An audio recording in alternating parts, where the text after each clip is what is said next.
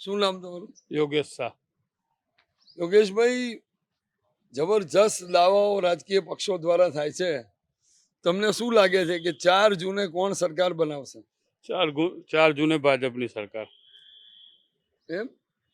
કેટલી સીટ આવશે? 300ની આસપાસ. તમે તો એકદમ યાર પરફેક્ટ જાણે એનાલિસિસ કરીને બેઠા છો. ટીવીમાં જોઈએ છે ને એ પ્રમાણે કરીએ છે.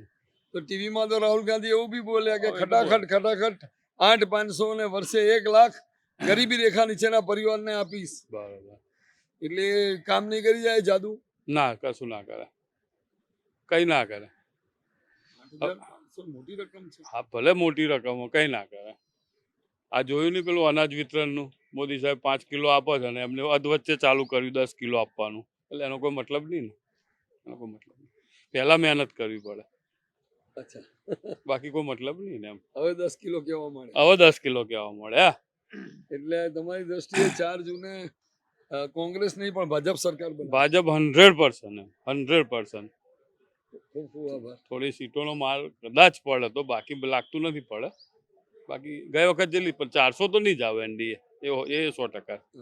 એ તો નહીં આવે. વિપક્ષ મજબૂત થશે થોડો? મજબૂત એટલે કોંગ્રેસ તો નહીં થાય, બીજા બધા છે પ્રાદેશિક પક્ષો. કોંગ્રેસ નહીં થાય. જ્યાં સુધી આ લોકો છે ત્યાં સુધી નહીં થાય. બીજા કોઈક આવે તો બરોબર છે.